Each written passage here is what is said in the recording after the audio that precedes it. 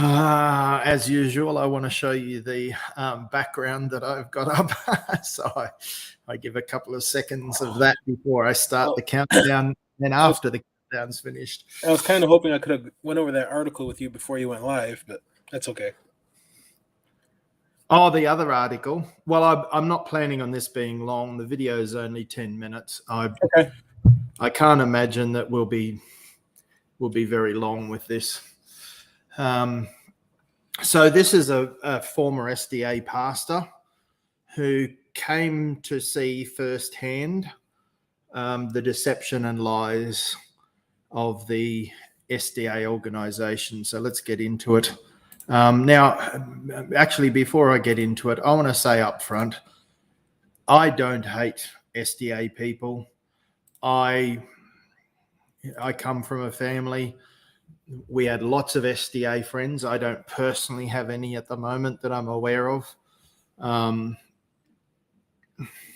Yeah, I don't think I know any SDAs up front. My parents told me when I was growing up that, some SDAs actually believe the gospel and they don't put the law in the place of importance that some SDAs do, where it's a salvific work. And some SDAs aren't saved. But more recently, I've investigated the SDAs a lot more. And just today I came across this video in doing a bit of a search.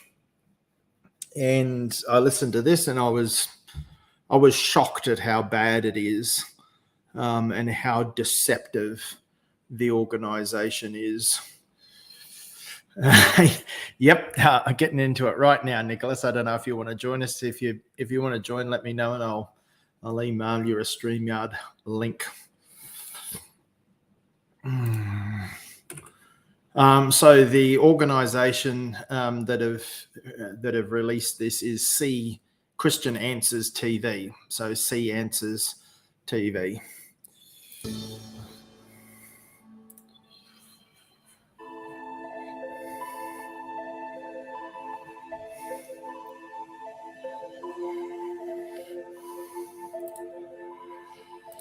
Okay, Nicholas wants to join, so I'll just send him the StreamYard link first.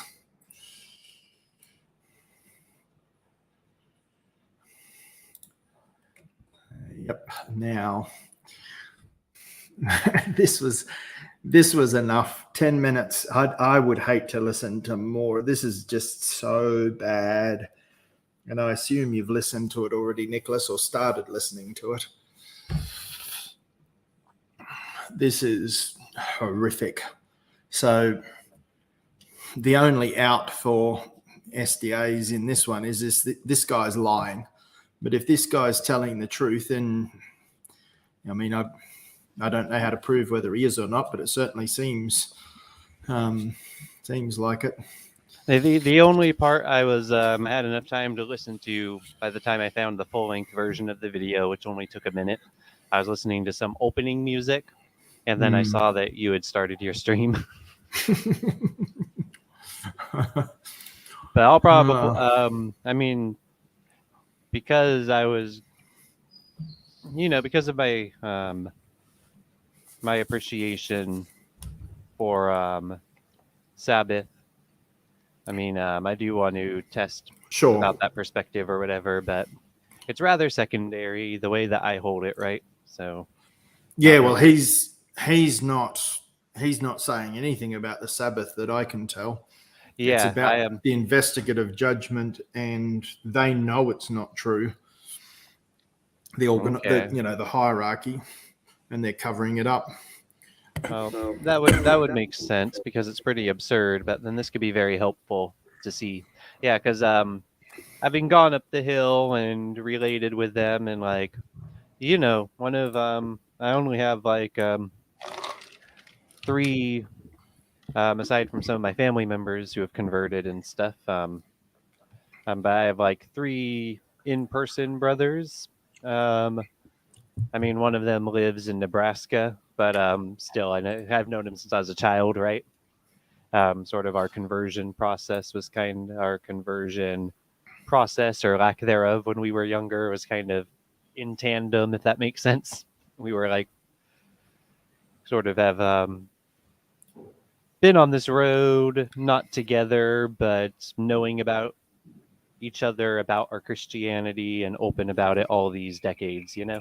So anyway, point being, I only have 3 of them, right? And one of them I met at that SDA church, but he's not SDA, but he's Torah keeping, which if you don't put the law in the wrong place, then mistakes about the law are not supposed to be made a big fuss of. We're not supposed to be like debating the law and all that. So Torah keeping is a whole lot better than SDA. But his mother's SDA, and they know all the SDA people, and it's like, man, this like I have to address this with him now. What's that going to be like? I'm kind of dreading that, but it's got to be done. So I have a very personal thing here as well, and I just think I can't go into all the details of everything, but it looks like SDA is something I'm going to be specializing in. Good. Especially because I have spiritual understanding of what's going on as well, because of my awareness of worldliness and Luciferianism and all that. I have enough awareness of that to see through the facade here. So, Nicholas, I got I got the exercise bike from the porch to the basement, opened the box, and saw how many parts I had, and I said, "Yeah, I'm assembling this later." Yeah, I mean, to you, is it fun? Like, are you going to use the instruction book and enjoy it? That's what I would do. Oh, I hate it. Like, yeah, I'm going to use the instruction book, but it's like there's so many little parts and bolts and the screws. It's Yeah, I mean, I would enjoy it if I didn't have other things I want to do. But now that I never have enough hours in the day, I would be kind of annoyed by the chore. But at least while I had to do it, I'd have fun doing something I don't normally do. That's just me. I'm interested in so many things. I'm Mr. Interested. Let's get into this. Unless people think it's spiritually significant and it's not from the Bible, then I have no interest.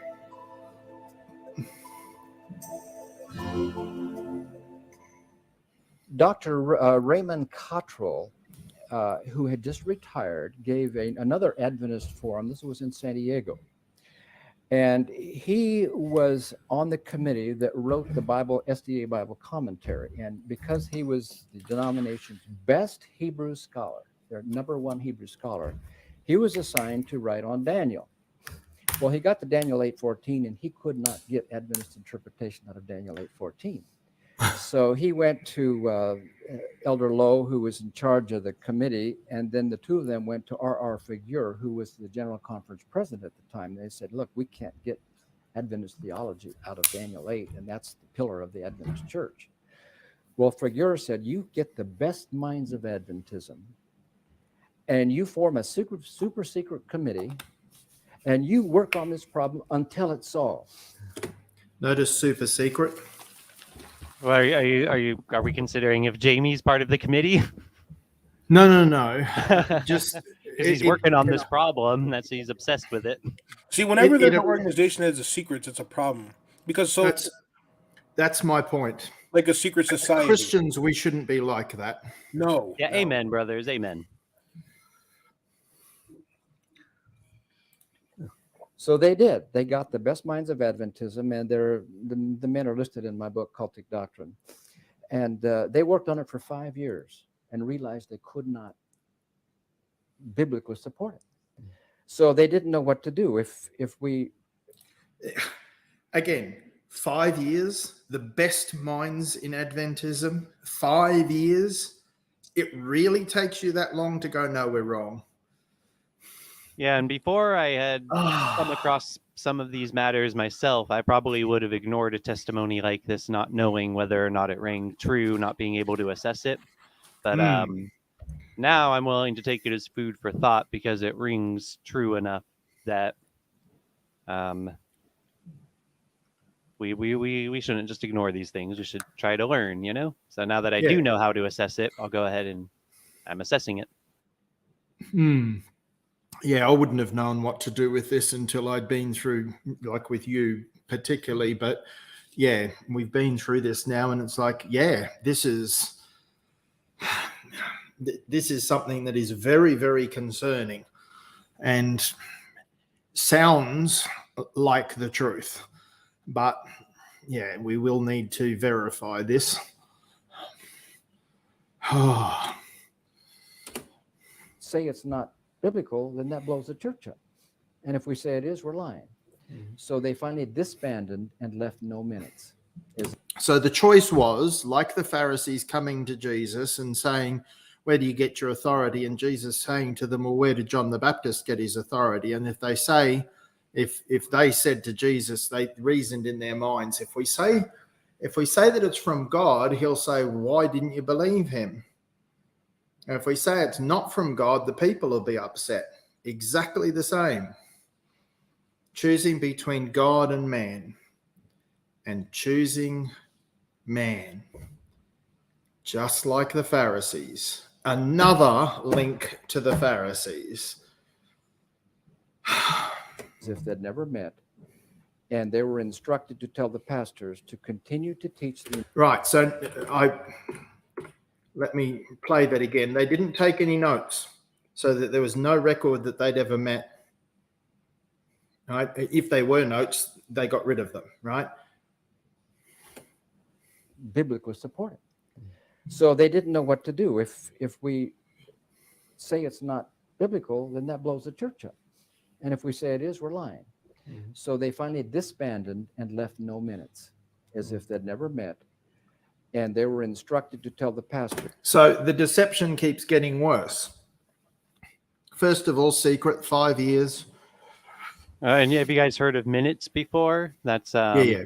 I guess they refer to little segments of a meeting or something, is what that word, a minute of a meeting. But so the records of a meeting. Yeah, there's in church polity, because we sort of developed the church sort of developed the polity of British common law and of the United States. And in church polity, there's a process, the way that a lot of churches still go about it and the way it was established, that you record these things and they're called minutes, and you record them all, and it's all the little things that happen, so they're on the record. So anyway, by recording no minutes as if they never met, I mean, well, he described it well enough, but I wanted to bring, I'm Mr. Interested, right? It's so deceptive. To continue to teach the investigative judgment based on traditional assumptions. Well, right, so continue with the lie. For the sake of... Did he say the investigative judgment? Yep. Yes. So I guess that's where your works are investigated. Yep. I'm based on Daniel 8:14, which is not talking about that. Okay, the investigative judgment, the pre-Advent judgment, or more accurately, the pre-Second Advent judgment, is a unique Seventh Adventist doctrine. I don't know if you want me to screen share or just keep reading. Which asserts that the divine judgment of professed Christians has been in progress since 1844. Just weird stuff, because that was this whole thing with 1844 that was called the Great Disappointment. That was supposed to be the return of Christ.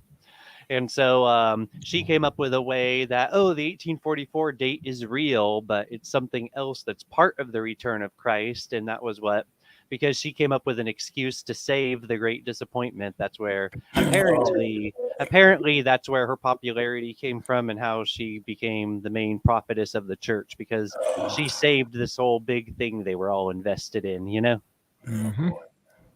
And so I'll keep reading it. It is intimately related to the history of the Seventh-day Adventist Church, and was described by one of the church's pioneers, Ellen G. White.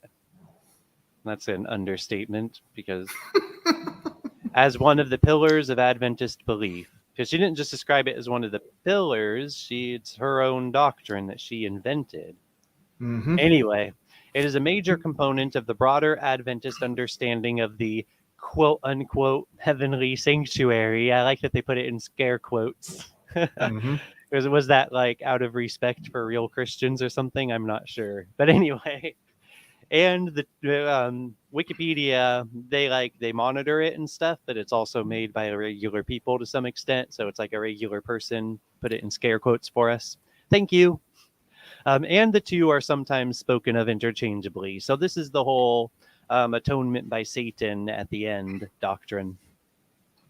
Keep listening to this video because she might not have made it up. It could be plagiarized. He doesn't say that that's plagiarized, but a lot of her stuff was plagiarized. Yeah, and that would make sense, but I think this is the one thing that whoever she would have plagiarized it from, they could have just been propelled instead, you know? So maybe she cleverly stole it from someone and took their claim to fame for herself. It's totally possible, yeah. But it would also make a lot of sense if this was the one thing that became her one random claim to fame or whatever, and then in order to keep it up, she had to find a bunch of other stuff that she had to plagiarize. That would also make sense too. Yep. Well, so that was the second thing. I knew it was wrong. I knew they knew it was wrong. So he found out that it was wrong. He knew that this was going on. He knows that they know that it's wrong. They've investigated it and found out that the investigative judgment is not biblical. And it tried to cover it up. And tried to cover it up. So that's actually three things. Yeah, there's no burning enough Bibles to cover that one up. Then the next thing that And why would Christians try to cover up a doctrine they believe falsely? Shouldn't they correct themselves? Let the Holy Spirit correct them? Why would you cover up a false doctrine? Probably because they're not Christians. Right. Is the most likely explanation by a long way. That's cultic behavior. That's like what Jehovah's Witnesses do. Mm-hmm. Yeah. Well, JWs are brothers of SDA. They both came out of the Millerites. Yep. happened was in the mail one day, I got a set of either 5 or 6 long cassette tapes from Dr. Zane Keim. He was a medical doctor, a friend of mine. And I did not ask for them. And what happened was that Walter Ray, who was a pastor I'd known in Southern California, and I think you may have his book there. Yeah, I'm looking for it right now. Here it is. Yeah, Walter Ray. It's a book, White Line. By the way, we have this on our website. The White Lie. Ellen G. White's Lies. Anyway, he was really strong believer in Ellen White, and he wrote a lot of books summarizing some of the quotes from Ellen White. I'll set this down. Yes. Anyway, and he was reading some old books on the life of Christ, and suddenly he realized, man, that sure sounds like Ellen White. Old books that she plagiarized from and then claimed them as her own. Oh, that explains like why some of the sections of the Desire of Ages are like, you know, even if they're speculation, they sound like good speculation, and then some stuff is Satan bearing our sins before the atonement is finalized. Like, what? So he would went and say, oh, that's almost like Ellen White says. So that piqued his interest. He got a copy of all the books that Ellen White had in her library and tried to find them. And lo and behold, he found that Ellen White plagiarized huge amounts of material. And that's what this book Documents. is all about. He documents everything in this book called The White Lie from the research you're referring to right now. Exactly. Now, the way she plagiarized, and she had some secretaries that helped her, they would change a word here, change a word there, put in a synonym or something else that would sound the same, but change it so it wouldn't be quite as evident. So it was deceptive plagiarism, if you will. Anyway, he found that she had plagiarized huge amounts in her books, even in her testimonies to individual people. Sometimes even her dreams that she had were quotes from some books. And even in places where she said the angel, and she would quote, she had an angel that supposedly spoke to her. Can I ask you guys something? Yep. Do you guys think there's any chance that Jamie has not bothered to poke into this and is unaware of these specific matters?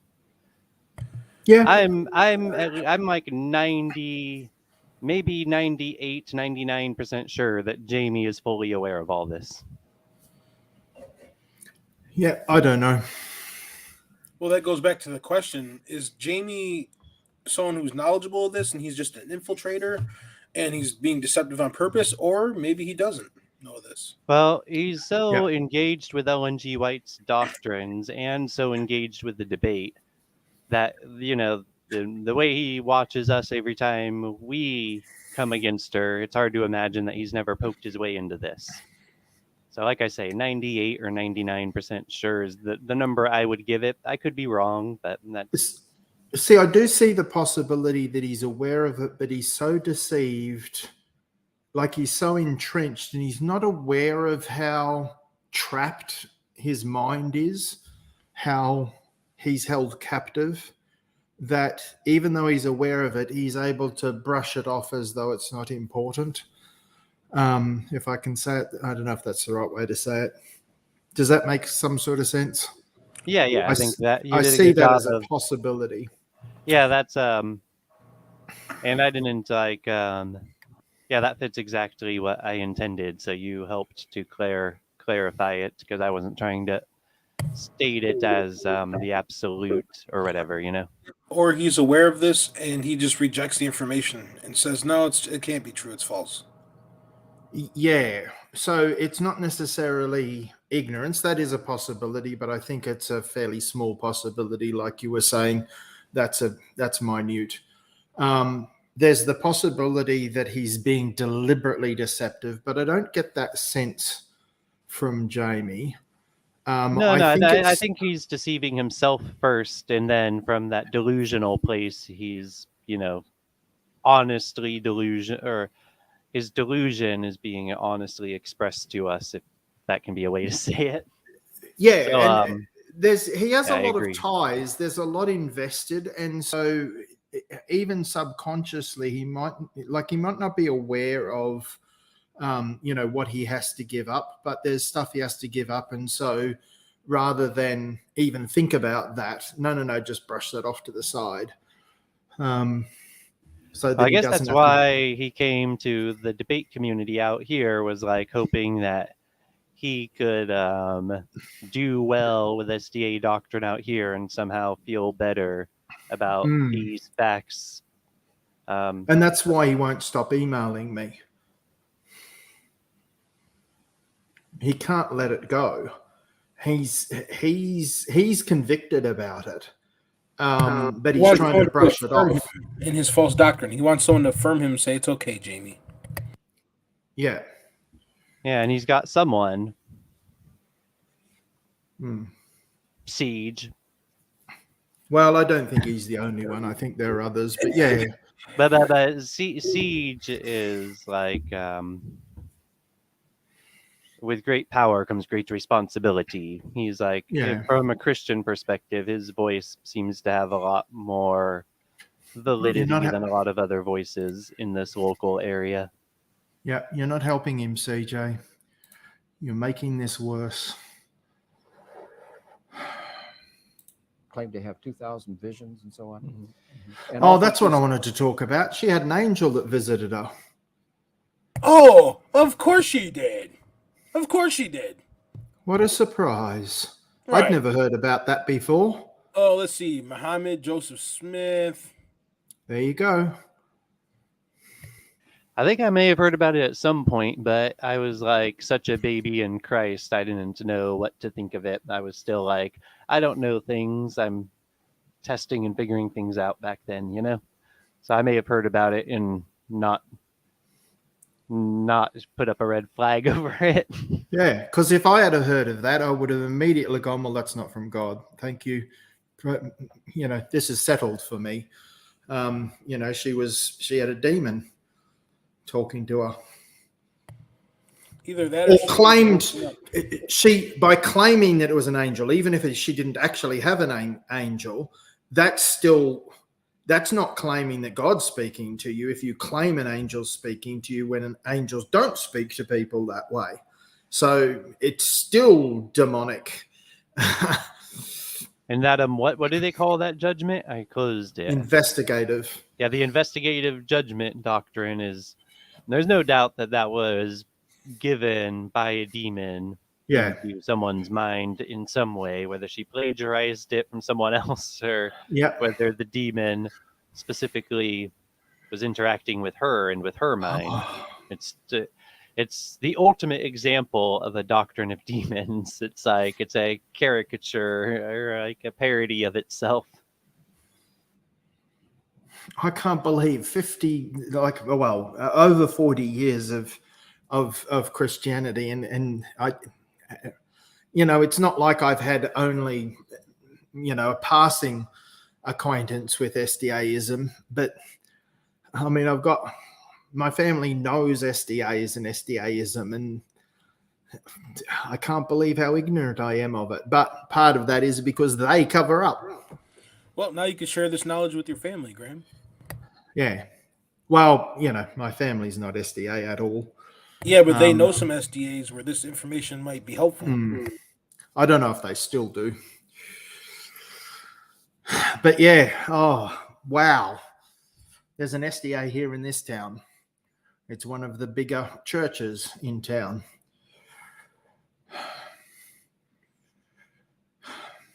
Says, I was shown, like the angel of God told her, and then she'd quote something. And lo and behold, even those I was shown statements often were from some other. So she's a liar and a liar and a liar.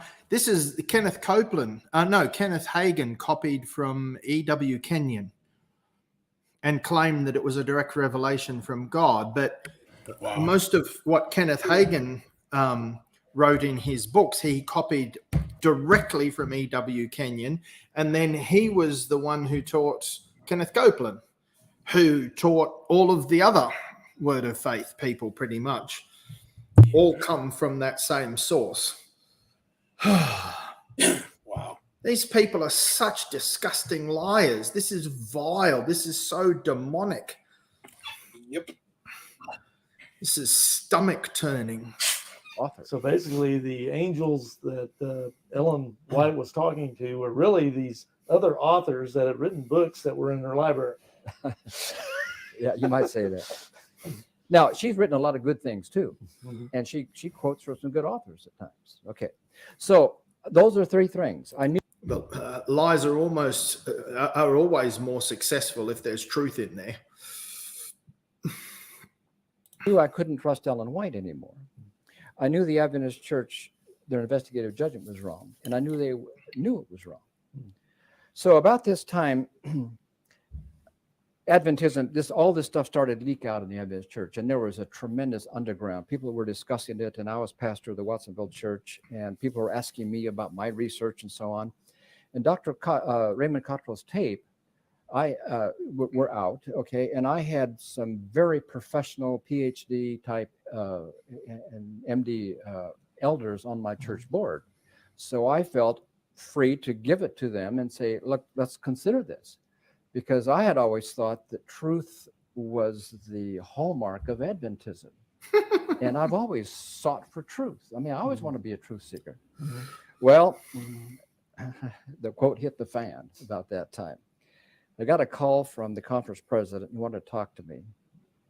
And he said, I understand you shared all this. Anyway, to make a long story short, I told him why I could not preach the investigative judgment. And he says, well, you got to do it. And I said, I can't unless you can show me how to do it. Well, he had me meet with two people, Harold West, who was a ministerial secretary, like the pastor over the pastors, and Dr. Zamora, who pastored a large Adventist church in the San Jose area.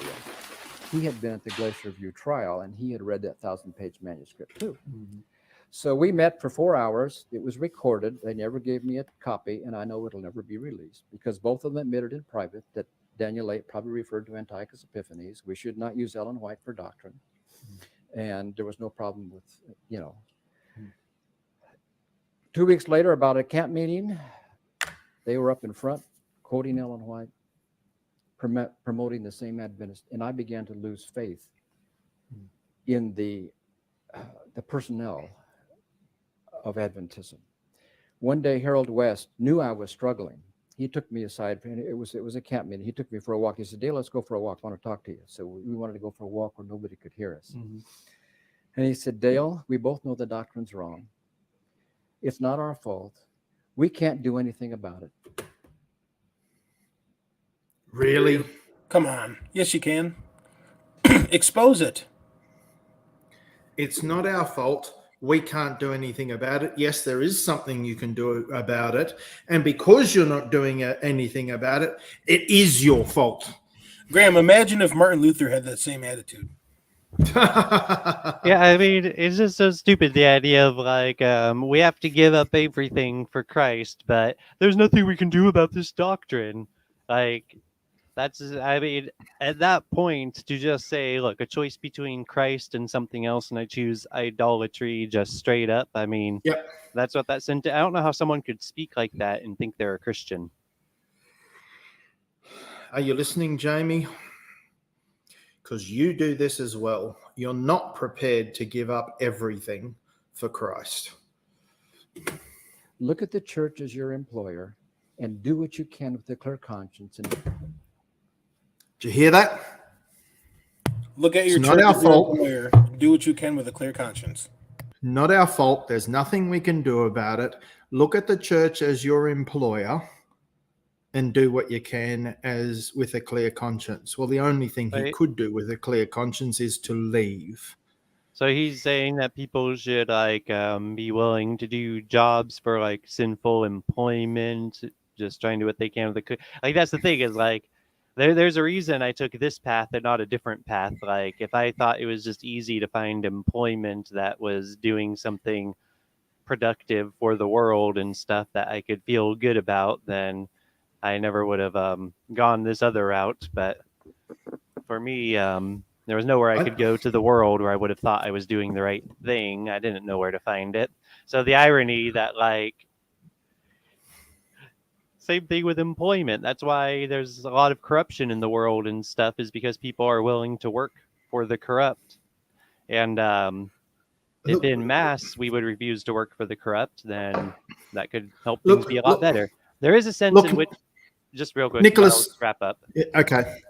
There is a sense in which a lot of people are not willing to work with corruption if it crosses a certain line, and for that reason, things are a lot better than they would be otherwise. So it's not a black and white thing. Okay, that's it. Sorry.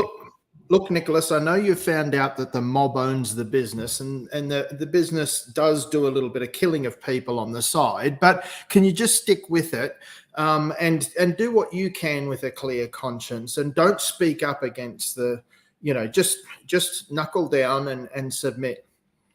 Well, I don't like that analogy because you're talking about the mob killing people and stuff, but we're talking about the gospel here, Graham. And no, I'm Yeah. being funny when I put it on you. It's but even more serious than killing people. yeah, Because exactly. they're going to hell for eternity. don't make any waves and you'll be fine. Don't make any waves, you'll be fine. Yep, that's exactly that perfectly my analogy. Oh, and brother, is there any chance it's not turned up all the way? I presume you have it turned up all the way. It is. It's just soft. Okay. Yeah, I was just double Unfortunately. checking just in case. Good retirement here. And I said, Harold, God called me to teach the truth of the gospel. Good on you. Good on you. No, I'm going to teach the truth. And if that's not acceptable within SDAism, I have to leave. Maybe I'm in the wrong denomination. Well, the day came when we resigned. If you didn't hear that, maybe I'm not in the right denomination. You can Yeah, say you're that. definitely not in the wrong. It's not a denomination at all. It's a cult. Yep. We had to.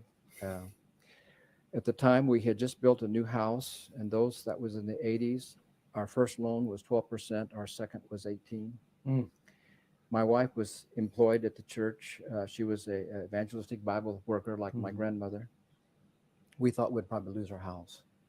We didn't. The Lord has provided. And So he knew what he was risking. They could have lost their house because his wife was employed with them and he was employed with them. Both of them were working for this cult, and they could have lost their house. But the cause of Christ was more important. Truth was more important.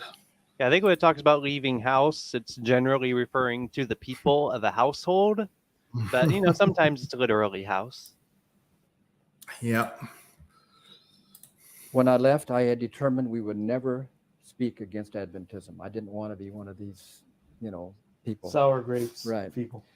But then over the years, I started a church, mostly former Adventists. A lot of the people a lot of members of the gospel.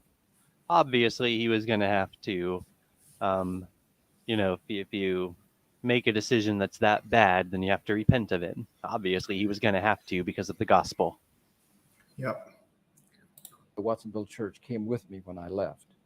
And we started a church. It's in my book, Truth Led Me Out. But right. In fact, anyway, you kept the name Adventist in the Yeah. name of that church. What was the name of that church? well, at first it was the Biblical Adventist Church. Uh-huh. The Biblical Adventist Church. And then we got all kinds of flack from that.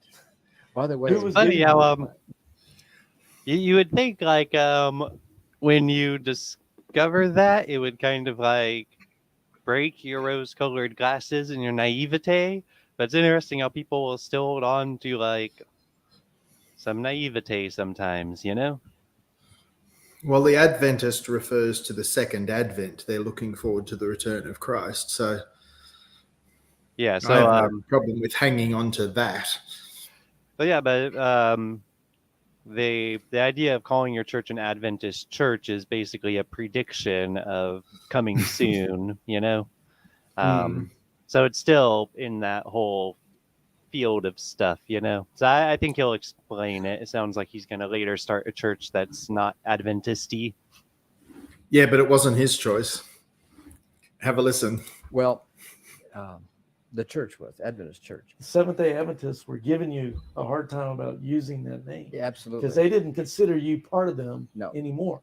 In fact, some of our friends at They think that they have a mortgage on the name Adventist. Nobody else is allowed to use the word Adventist. the Academy, we have still friends out there. Mhm. Okay, we're coming to our church, and they got a letter from the conference. So SDAs were coming to his church and getting letters from the hierarchy saying you're not allowed to attend his church. Hey, that sounds familiar. That's what happens if you're an ex-JW or even if you are a JW. No, you're not allowed to associate with anyone else outside. This is such manipulative cultic behavior. President said, if you continue that, you're going to lose your job. So they didn't want anybody to come to our church. So any they're Adventists. threatening them with their employment. And So we everything changed the name to Biblical Fellowship Church. else. There you go. Graham, this is almost over. I'm kind of interested in watching the whole interview now.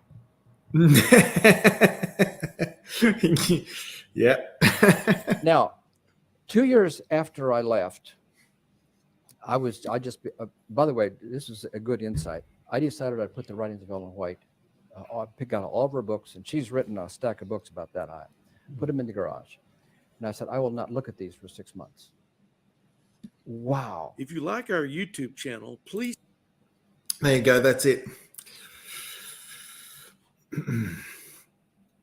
So I'll give people a link. And you can go from this. I did see the full interview. It's there's not hard to find. The YouTube link there has a playlist, and I think it's just the second video on the playlist. It's pretty easy to tell because the title is similar and the thumbnail looks similar, and you can tell it's the same. They're sitting there together. It's like the same interview, just longer. So there's the link to what we just watched if you want to.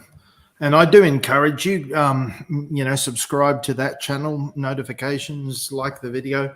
We need to promote these truth-telling channels because they do get attacked by the cults. This video has been attacked a lot by SDAs, heaps of thumbing down, which YouTube's changed what influence that has. You can't even see how many people have thumbed it down anymore, which is good. I like people being able to see thumbs downs because yeah, it has utility, but sometimes not. yeah, because from what I gather, if you thumb down to video, that would also help it in the algorithm. That's what I heard anyway in the rumor mill. And so, but it lets you, like, if you go to a video like that, then you know who's thumbing it down and who's thumbing it up, you know? And That's so, right. yeah, I mean, I prefer it, but I'm a total brute. So of course I don't want to lose. I don't like us taking away the thumb down. Actually, they used to have thumbs down less than a year ago, because when I started my channel, I used to get thumbs down because I was attacking Smokey and Yeah, it all was these pretty recent. liars. I mean, Yeah, 4 months, I feel like. I've forgotten about that. I used to get a decent number of thumbs down. Occasionally it'd be more thumbs down than thumbs up. Yeah, I'm there's like, only a certain oh well. stint when I would get more thumbs downs. It actually, I have a lot of like 84% and 100% thumbs up videos lately. Well, I wasn't The one on John expecting. MacArthur was a little bit less, but but I actually, I've made that one unlisted or whatever because I think I did anyway, because I'm just going to address it with more clarity and less excited hurriedness. So I don't think I did terrible, and I think with a lot of voices coming out all of a sudden, the way that I addressed it and was learning as I went and stuff was a good voice to be out there at that time. But I think now it's time for like better clarity rather than a sudden response. So I'm just going to respond to it again more carefully and really condemn Julie Royce more than him. Yeah. But I do think that there's a serious falling short there. I'll describe it in my video and I'll stop talking. I wasn't expecting to go for 40 minutes on this, so I'm done. Kevin, I don't know if you want to watch that other video. I don't think I'm interested. Not at this stage, anyway.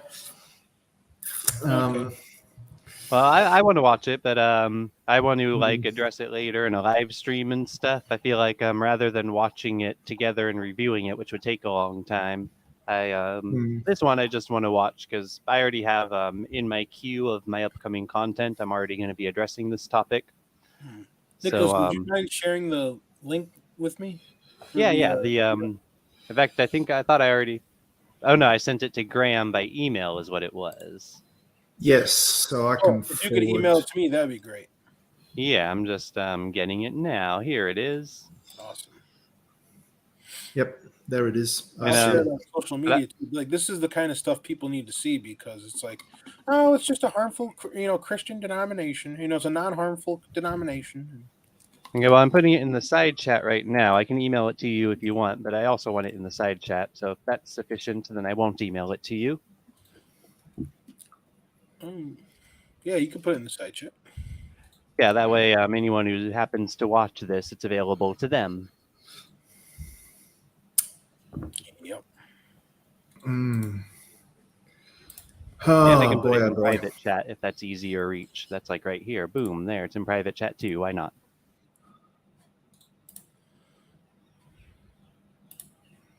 So let me just make sure that that's on both. No. So those who are listening on the other channel. Oh, yeah. There's that whole thing. I'll put it on that one as well, and then I'll shut this down. So there we go on the other channel. We must give up whatever else we're attached to. Yep. And what we should really appreciate from people is either, appreciate them in an earthly sense as non-Christians in proper context, or else appreciate them for Christ being in them as Christian fellows. And besides that, there's really no esteeming unto people for us to do. And so we definitely, especially when it comes to where we trust for truth, and especially where we trust for truth of what the gospel is, we have got to just trust Messiah. Yep. Thanks, Nicholas. And that links in with what I was looking at in Philippians 3 the other day. We count all things loss Everything that we have gained, whether it's family or houses or anything we've been taught, is nothing. It is less than nothing for the sake of Christ. So, Jamie, I hope you'll consider this very carefully and stop defending error. Just trust Messiah.